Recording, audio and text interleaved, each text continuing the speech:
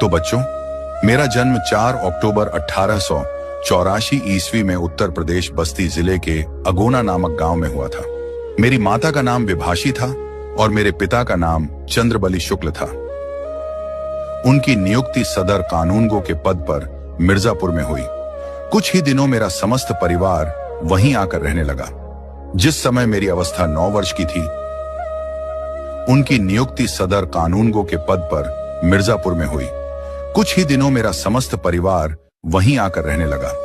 जिस समय मेरी अवस्था 9 वर्ष की थी, कुछ ही दिनी में मेरी माता का देहांत हो गया, जिसका मुझे बहुत दुख हुआ।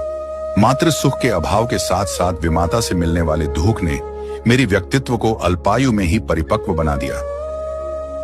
लेकिन अध्ययन के प्रति लग्नशीलता शुक्ल में बाल्यकाल से ही थी, किंतु इसके लिए अनुकूल वातावरण न मिल सका।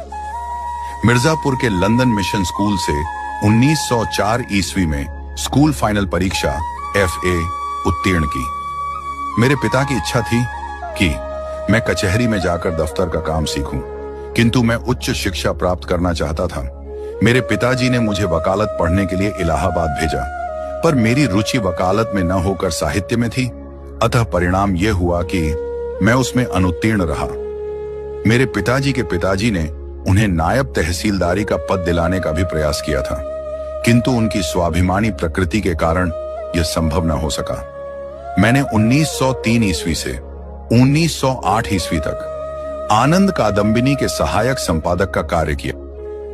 फिर मैंने 1904 ईस्वी से 1908 ईस्वी तक लंदन मिशन स्कूल में ड्राइंग के अध्यापक रहे। इसी समय से मैंने लेख पत्र पत्रिकाओं को छपने लगा और धीरे धीरे मेरी विद्वता का प्रकाश चारों ओर फैल गया। मेरी योग्यता से प्रभावित होकर 1908 ईस्वी में काशी नागरी प्रचारिणी सभा में मुझे हिंदी शब्द सागर के सहायक संपादक का कार्यभार सौंपा गया, जिसे मैंने सफलतापूर्वक पूरा किया। श्याम सुंदर दास के शब्दों में शब्द सागर की उपयोगिता और सर्वांग पूर्णता का अधिकांश श्रेय मुझको प्राप्त है। मैं नागरी प्रचारिणी पत्रिका के भी संपादक रहे। 1919 ईस्वी में काशी हिंदू विश्वविद्यालय में हिंदी के प्राध्यापक नियुक्त हुआ, जहां श्याम सुंदर दास की मृत्यु के बाद 1937 ईस्वी से जीवन के अंतिम काल 1942 ईस्वी तक विभागाध्यक्ष के पद पर भी रहा। 2 फरवरी 1941 ईस्वी को मेरे हृदय की गति रुक जाने से मेरा का देहांत हो गया। मेरी प्रमुख रचनाएं हैं चिंतामणि, रसमीमांसा, विचार